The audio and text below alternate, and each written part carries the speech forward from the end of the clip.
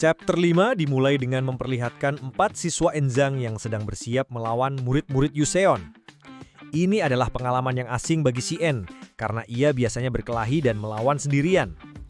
Berbeda dengan biasanya, sekarang Sien berkelahi bersama beberapa orang di sampingnya. "Kami hanya perlu menyeretmu, Hyumin Park sialan," ungkap Jong Yoen. "Kenapa aku harus mendengarkan anak buah Ji-hoon Bae?" tanya Hyumin.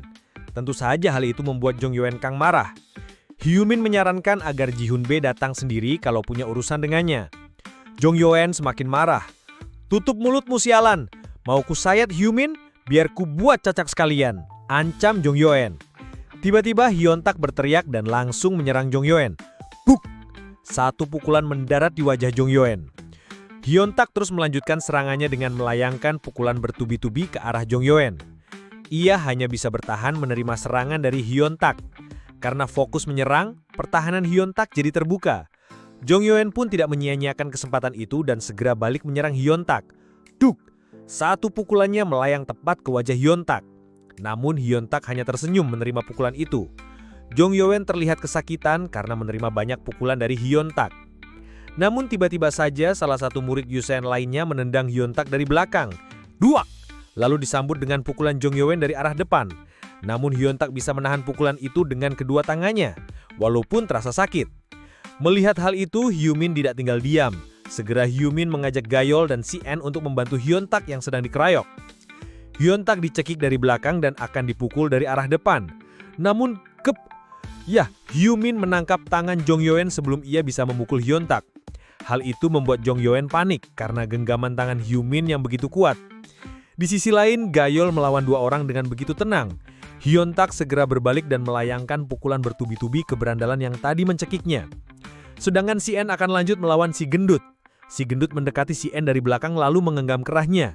Dengan begitu tenang, Sien memegang dari si gendut dan mematahkannya. Sontak saja si gendut teriak kesakitan. Dengan jari yang masih di genggaman Sien melanjutkan dengan menjenggut rambut si gendut lalu membenturkan kepalanya ke tembok. Tentu saja semua orang terkejut melihat kebrutalan Sien. Akhirnya si gendut pun tergeletak tidak berdaya. "Sudah hentikan, aku capek sialan," ungkap Sien. Perkelahian itu pun selesai. Setelah itu, Hyumin dan Hyontak lanjut main biliar. Akan tetapi, kali ini Gayol Jin juga ikut bersama mereka. Mereka membicarakan Sien yang tidak ikut ke tempat itu. Sebenarnya, setelah perkelahian itu usai, Hyumin juga mengajak Sien. "Hei, ayo makan bareng dulu," ajak Hyumin. Dengan dingin, Sien menjawab, "Aku bukan orang nganggur seperti kalian. Aku nggak tertarik. Kalian saja pergi." Mendengar jawaban itu, Hyontak bilang, "Cool banget," dengan memasang wajah kagum. Mereka yakin setelah kejadian ini, pasti Ji-hoon Bae tidak akan tinggal diam. Karena Gayol kalah main biliar, ia yang harus bayar. Dan mereka pun bergegas pulang. Di tempat lain ternyata Sien pergi ke tempat les.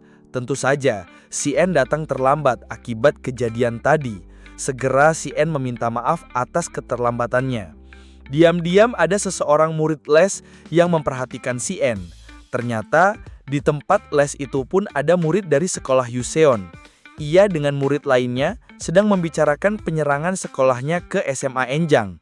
Ia meremehkan sekolah Enjang dan dia yakin sekolah Yuseon pasti menang melawan Enjang. Padahal faktanya Yuseon kalah telat. Cerita beralih ke markas Ji-hoon Bae. Ji-hoon dengan wajah muram mempertanyakan bagaimana bisa mereka dikalahkan. Salah satu anak buahnya menjelaskan bahwa di sana bukan cuma ada Hyomin seorang, serta menceritakan bahwa si gendut Haiba ini dikalahkan oleh orang yang nggak mereka kenal. Mereka juga menambahkan bahwa mungkin saja Pilyong Kim mempermainkan mereka. Karena harga dirinya yang tinggi, Ji-hoon Bae merasa image-nya hancur karena ini. Dengan wajah kesal, Ji-hoon mengolok-ngolok Haiba yang babak belur. Secara tidak hormat, Haiba dilarang lagi untuk muncul di hadapan Ji-hoon Bae. Tentu saja Haiba tidak terima atas perlakuan Ji-hoon kepadanya. Ia berencana melaporkan kejadian ini kepada Baek Jin-na. Dan chapter 5 pun selesai. Bagaimana menurut kalian? Silahkan diskusikan di kolom komentar. Terima kasih.